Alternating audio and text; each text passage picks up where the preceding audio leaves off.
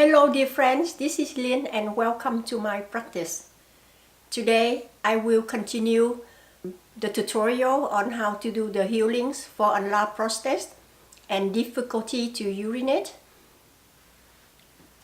First of all, I would like to talk more and give you additional technique to releasing the organs. At the first video, use the fingers and push in where the area of the bladder or the prostate, so we can stretch them and release them. So what happens if the abdominal is a little bit big or the organ already have some medical device inside and we cannot get in, or maybe part of the pubic bone was right there and we cannot go in? What do we need to do? So there are so many ways to do it, and they are very simple and easy. So I like to use this mango. It represents the bladder. You don't really have to work directly to your bladder. You can just visualize like you have in your hand the bladder, or you can just put this mango on the table, and then from there you will do the soft finger to releasing the magnetic field before you pull out the blockages and the tension to throw away. So that part, watch the introduction to Qigong healing video, because I cover it very deep in that video. So you just open your heart, send the energy out to your shoulder, arm, hands and finger, and then have your hands in a soft finger position, and you just focus to the bladder here on my hand, and I just chop it several times. When I chop like this, the razor beam come out from the tip of my fingers, will go to the bladder and even go through to release the magnetic field. And then after that I will just wrap the impurity and throw it out, just like that. Yeah. If you don't have anything to hold on your hand, you can actually work directly to your palm. You can do exactly the same thing, or you can stimulate your hands, your palm, just like you stimulate the bladder. Yeah, it works the same. You just visualize this is the bladder and tell me it works, because this is how I do healing for myself. Or when I work on client remotely, 1,000-2,000 miles, this is exactly how I do. Yeah. So I just go like this, pull out the blockage and tension and throw it out. That's all you need to do. Yes. Yeah.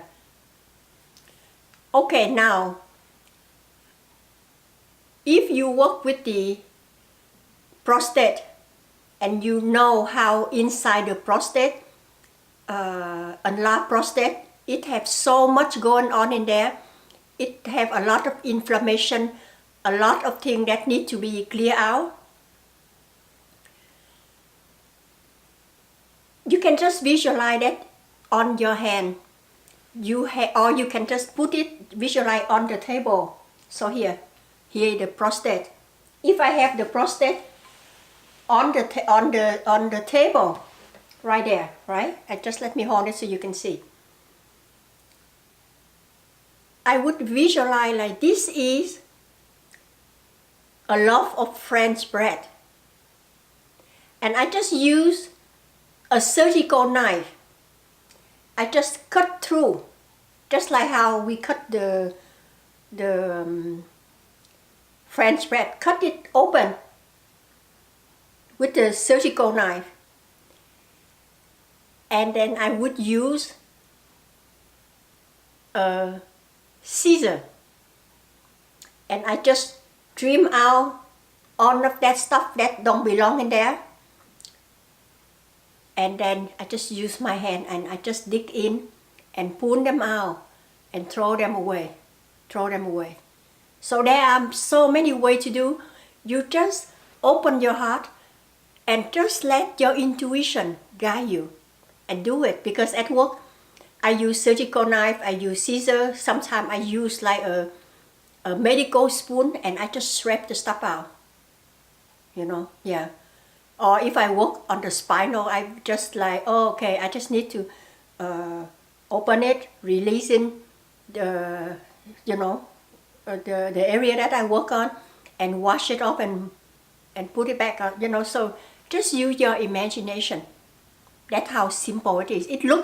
It could sound like, wow, that's amazing, but actually, for me, just like little boy or little girl and playing tea time, time we drink tea and eat some cookies or cut a piece of cake and eat, yeah. So you just use your imagination and work on that, when after you get it open and trim it off, your hand come in.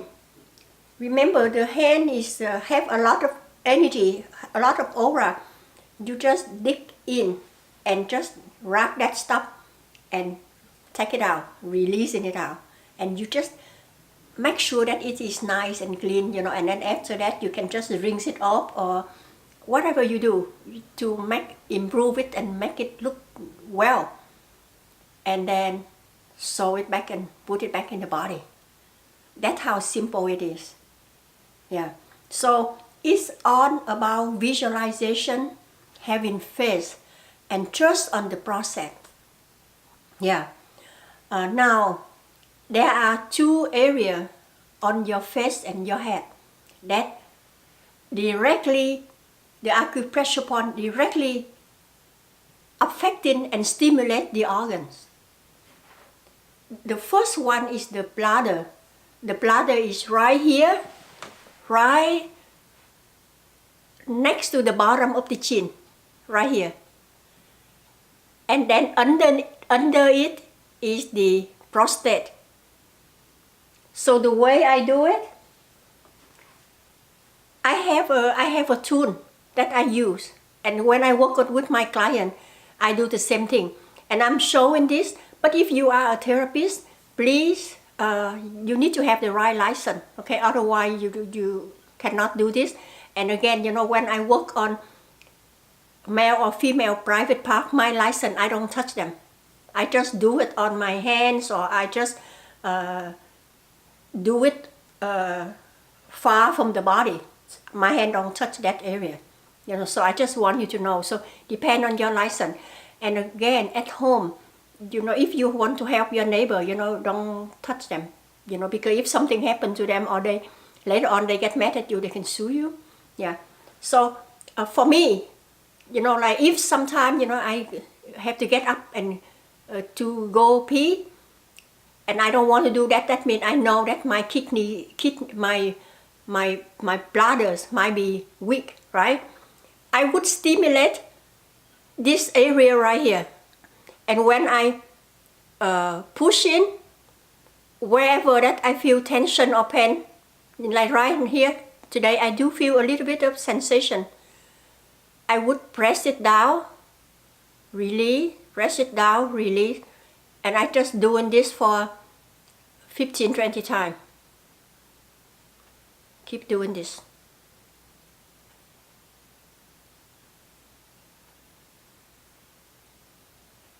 And then release. And you just continue to find all of the points that have the blockages, or you feel the pain, and that's what you do. You just stimulate it. And right away the bladder feel better. So some of you that have contacted me, you have a lot that need to be healed. Try it on here. After you work on the bladder, you can just go down like this, right? And then work on the prostate the same. Yeah. This technique is very effective. I have people that have low back pain or they have neck pain or something, and some people the neck have so much tension. I have to do this. I have to do this to release it, So I combine all kind of technique to get the work done. Yeah. So try that and let me know how you do it. Now on your head, there are also area that will affecting your bladder, prostate, kidney directly that you can work on, and they are on the side of your head, right above your ear. So if you have your finger like this and you just tap on it, you will feel the tension. You feel the tension, and I mean there's people that they are so stressed or so locked in their body, everywhere in the head that I touch, it hurt them. So sometimes I have to I have people that come in and just 2 hours, I have to work on the head to release a lot for them. Yeah. So before I do the Qigong healing, I do this first, to help them out. Yeah. So this area here, stimulate, massage, and tap on them. And you can feel the difference on both sides. And when you do it here, it improving the bladder, the kidneys, the prostate. Yeah. So there are many acupressure points on the head connect to the rest of the body. And basically, everything in the body have acupressure point on the head. So just working on the head help everywhere. Let's talk about nutrition. What we eat does affect us a lot. There is 2 kinds of food out there: acidic and alkaline. Acidic food is processed food. We are talking about sugar, soda, fast food, oily, greasy food. Meat is also considered acidic. Any kind of meat, and include seafood and fish, they are acidic. Alkaline food is leafy green food. Leafy green food is the best for us, and if we can grow our own vegetable, it's even better. Yes, try to eat organic. But if you don't have the budget to buy organic vegetable, then conventional is okay, but stick with more vegetable than meat. If you normally like to have meat 7 days a week, try to cut down to 3 or 4 times a week and make the portion smaller and focus more on fresh green salad or organic vegetable. So how do you know where is the alkaline level in your body? You can get this at any health food store or on Amazon. And let me bring it closer to the camera. Yeah, this is the pH strip. And in the back of it, there is a chart with the colors on it. So what you do, let me open the box. So in the morning, after you get up and before you eat or drink anything, get this paper, tear it off. And there is 2 ways you can test your pH level. You can do it with your saliva, or you can dip this in your urine. So you will pee in a cup, a little bit in the cup, and dip the paper in there. When you take it out, the paper will change the color. And then you will match the color on the paper with this. And you can see on top are the numbers, and they tell you the pH level. So make sure you do this before you eat or drink anything. Okay? If you test it with the saliva, you just lick that, in your mouth, put it in your mouth and make it wet and take it out. The paper will change the color. But for me, I prefer to dip the paper in the urine. I just feel like it is more accurate. So what is the good pH for human?